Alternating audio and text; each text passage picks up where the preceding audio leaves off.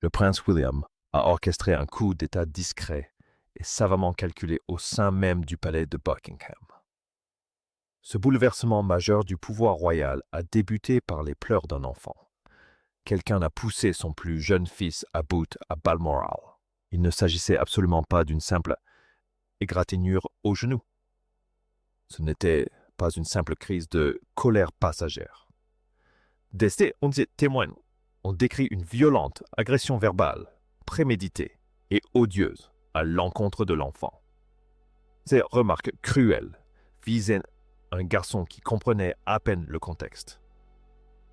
Le personnel a assisté à toute cette scène douloureuse, profondément choqué. Ces paroles blessantes ne provenaient pas d'un simple visiteur de passage. Elles faisaient étaler d'une nécessité ne venaient certainement pas d'un étranger errant sur le domaine royal privé.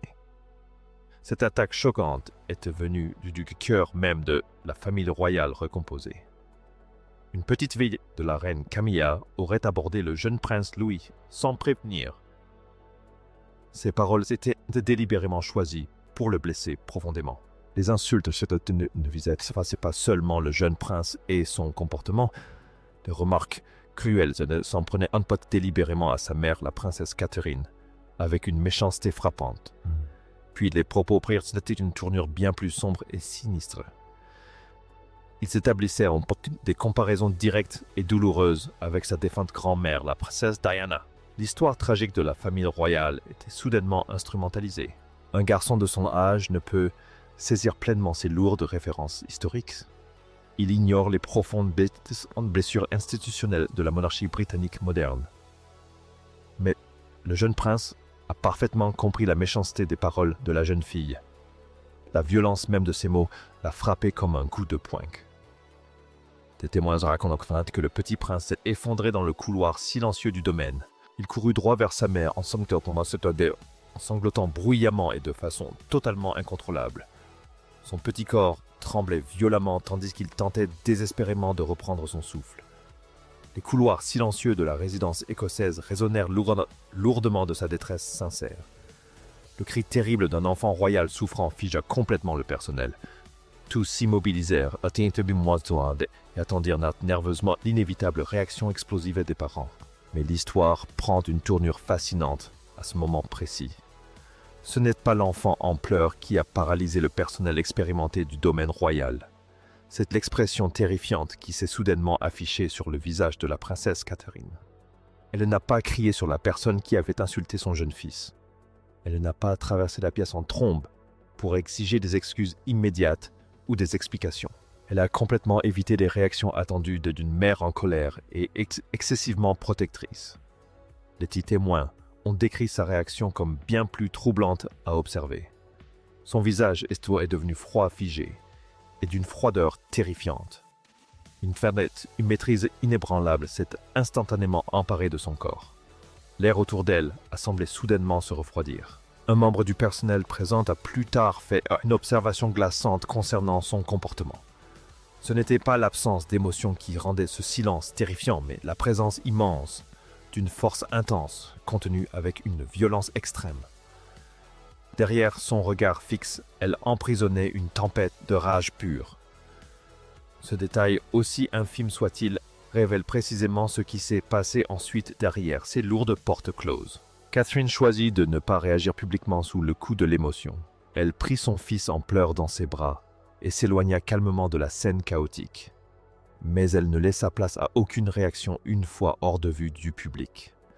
Elle attendit patiemment d'être seule avec son époux dans leurs appartements.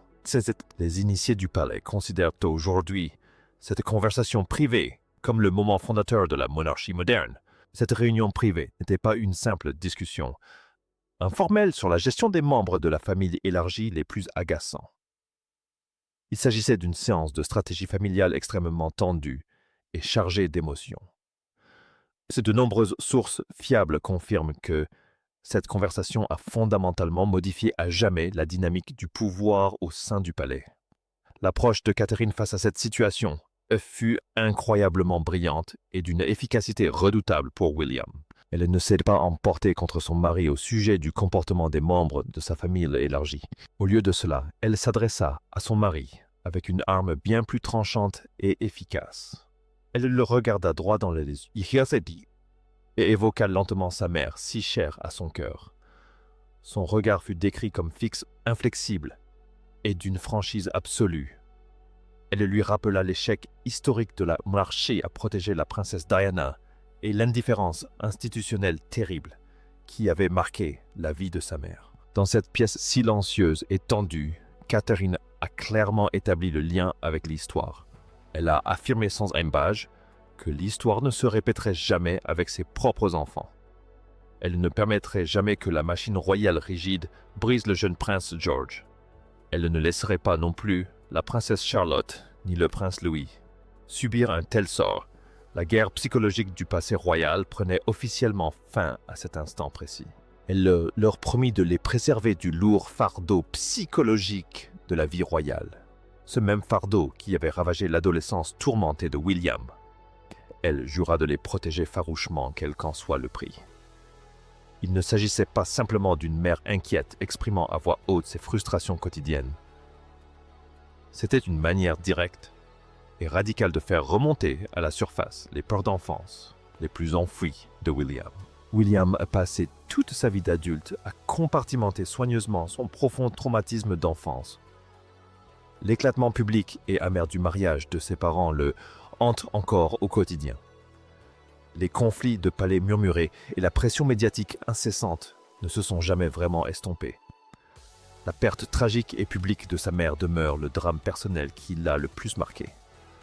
Ces événements douloureux constituent les fondements même de sa psyché d'adulte. Catherine l'obligea à regarder en face sa plus grande terreur cachée cet après-midi-là. L'incident cessa d'être une remarque cruelle d'une lointaine parente par alliance. Il se transforma instantanément en une vision horrible d'un avenir tragique qui se répéterait pour ses enfants. Il vit précisément le sombre avenir qu'il avait juré d'empêcher à jamais. L'accumulation insidieuse de pressions dynastiques toxiques se reproduisait. Il reconnut le mépris habituel et désinvolte pour le bien-être émotionnel qui régnait au sein du palais. Il était convaincu que ce climat toxique avait directement causé la mort de sa mère. Il imaginait ses propres enfants innocents devenir les victimes collatérales d'une lutte de pouvoir familiale mesquine et cruelle. Selon ses proches, tout s'est soudainement éclairé pour lui dans cette pièce. L'instinct royal traditionnel avait toujours été de garder le silence absolu et d'ignorer les problèmes. La célèbre famille avait survécu pendant des générations, en ne se plaignant jamais et en ne s'expliquant jamais publiquement. Mais ce principe ancestral lui semblait soudain un danger réel pour la survie de sa jeune famille. Le silence n'était plus une attitude neutre à ses yeux car il était très protecteur. L'inaction était désormais considérée comme une complicité inacceptable dans les souffrances psychologiques de ses enfants. La promesse silencieuse qu'il s'était faite enfant en deuil fut enfin tenue. Dès le lendemain matin, l'atmosphère habituellement animée du palais de Kensington changea radicalement. Les membres du personnel décrivirent une ambiance matinale déterminée, intense et résolue. Point de panique ni de peur, seulement une conscience aiguë de la mission à accomplir. Les principaux conseillers furent discrètement convoqués à une réunion d'urgence à huis clos avant le petit déjeuner. Les déplacements dans certaines zones sensibles du palais furent immédiatement et strictement restreints. Les communications internes furent surveillées de près par les hauts responsables de la sécurité tout au long de la journée. Plusieurs témoignages font état de la confiscation temporaire des téléphones portables de certaines personnes par les gardes. Ce protocole de sécurité extrême témoigne de la gravité de la situation. La famille royale se préparait en quelque sorte à une guerre civile interne sans précédent. Des conseillers juridiques et des experts en droit constitutionnel furent introduits secrètement dans le palais. Les hauts responsables du protocole arrivèrent par des entrées privées afin d'éviter la presse. Leur présence matinale et soudaine prit de court les personnels habituels du palais. Seuls quelques initiés connaissaient la véritable raison de ce rassemblement massif. le prince s'apprêtait à refondre durablement les règles de la monarchie. Lorsque William entra dans cette grande salle de conférence, l'atmosphère changea du tout au tout. Selon des sources proches du dossier, il n'avait pas l'air d'un père bouleversé ou excessivement en colère. Il ressemblait trait pour trait à un commandant militaire, aguerri, entrant avec assurance sur un champ de bataille. Il portait sous le bras un dossier de briefing extrêmement détaillé pour la réunion. Son contenu révélait une riposte d'une brutalité et d'une stratégie implacable à l'incident de Balmoral.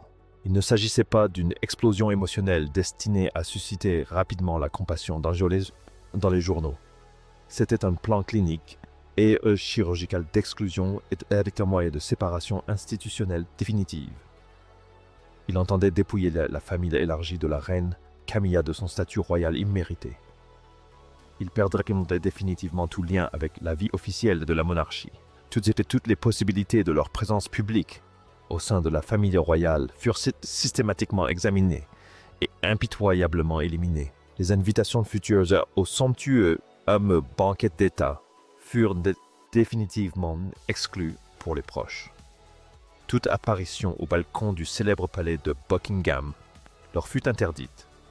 Leur participation aux cérémonies traditionnelles fut totalement et immédiatement supprimée. Toute responsabilité, même une mineure, impliquant des engagements publics royaux, leur fut retirée sur le champ et définitivement. Même les plus petits titres honorifiques symboliques leur furent discrètement retirés. Les responsables du palais ont rapidement forgé une expression glaçante pour désigner cette nouvelle directive interne stricte. Ils ont commencé à appeler ces règles draconiennes simplement le mandat de l'effaceur. La froideur et la précision implacable de ce nom décrivent parfaitement la rapidité de la réaction du palais. Elles soulignent la rapidité, la justesse et l'ampleur de la réponse institutionnelle du prince.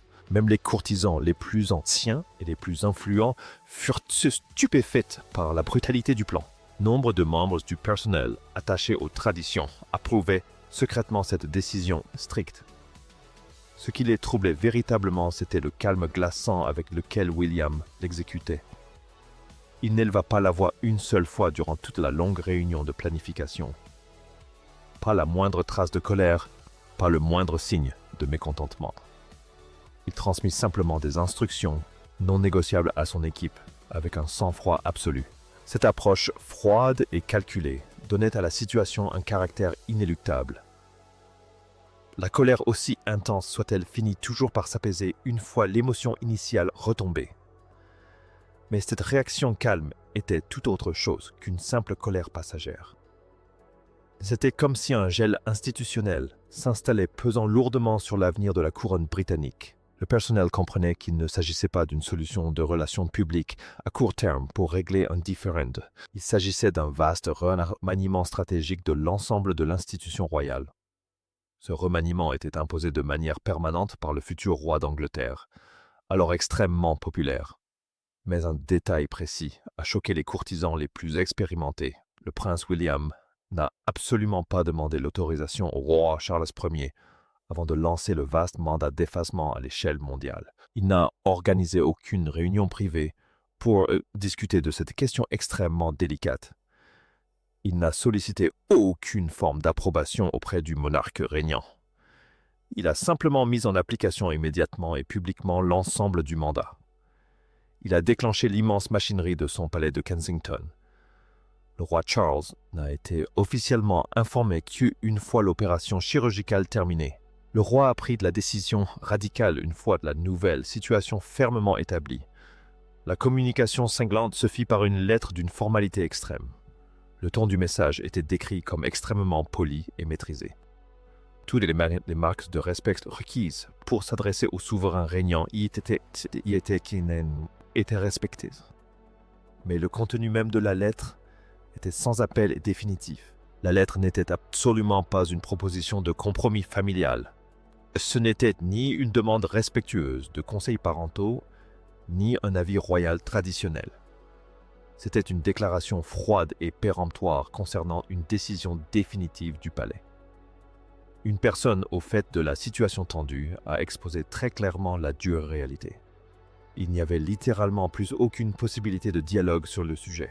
La lourde porte de la négociation se referma brutalement et fut verrouillée de l'intérieur. Elle était solidement verrouillée avant même que le roi ne soit au courant du problème. On imagine aisément le poids terrible que cette lettre a dû représenter pour le roi Charles. Il se retrouvait soudainement pris au piège d'une situation familiale véritablement inextricable et extrêmement douloureuse. Il était pris entre sa femme bien aimée et son héritier doté d'un immense pouvoir. La famille de son épouse venait d'être publiquement et définitivement déchue de ses fonctions par son fils. Ce dernier exerçait une autorité institutionnelle d'une manière totalement inédite et audacieuse. De telles manœuvres agressives étaient sans précédent dans la monarchie britannique moderne et complexe. La reine Camilla aurait explosé de fureur en découvrant le décret secret. Elle affirmait que cette décision précipitée constituait un défi direct à la légitimité du trône. Elle était fermement convaincue que cela sapait totalement l'autorité personnelle et constitutionnelle du roi. Elle souhaitait ardemment que Charles intervienne immédiatement et oppose son veto officiellement à son fils aîné. Elle l'exhortait à réaffirmer haut et fort la hiérarchie royale traditionnelle au sein du palais. Selon des rumeurs circulant au palais, plusieurs disputes très vives ont eu lieu durant cette période de forte tension. La tension à Buckingham Palace atteignit rapidement un point de non-retour, mais le roi Charles choisit finalement de ne rien faire face à l'escalade de la situation. Il n'intervint pas pour apaiser la colère de sa femme et de sa famille. Il ne remit pas en question l'ordre strict que son fils tout-puissant venait de donner. Il refusa d'intervenir officiellement dans le cadre du puissant mandat de l'effaceur. Selon ses proches, son silence était hautement complexe et calculé. Il a pris conscience d'une dure réalité qui se dévoilait discrètement depuis des mois. Le centre émotionnel et pratique de la monarchie s'est récemment déplacé de façon permanente. Le véritable poids de la couronne ne repose plus entièrement sur lui. Un basculement indéniable s'est opéré en faveur de William et de la princesse Catherine. Le prince et la princesse de Galles jouissent d'une immense popularité à travers le monde. Ils projettent constamment une image irréprochable de stabilité absolue et d'élégance royale moderne. Ils sont les parents profondément dévoués du futur roi d'Angleterre. Le public place tous ses espoirs d'avenir sur leurs jeunes épaules prometteuses. Déclencher une guerre ouverte avec son fils serait une folie de la part de Charles. Il savait qu'il perdrait probablement ce combat odieux aux yeux du public. Son silence complice valait acceptation tacite de cette réalité de palais en pleine mutation. C'était un feu vert silencieux, approuvant pleinement le récent coup d'État interne orchestré par son fils. La dynamique du pouvoir royal n'a pas seulement évolué subtilement au cours de la semaine écoulée. Elle a été radicalement et définitivement redéfinie pour l'avenir prévisible de la monarchie. Le coup d'État institutionnel silencieux est bel et bien terminé. Et la couronne est désormais assurée.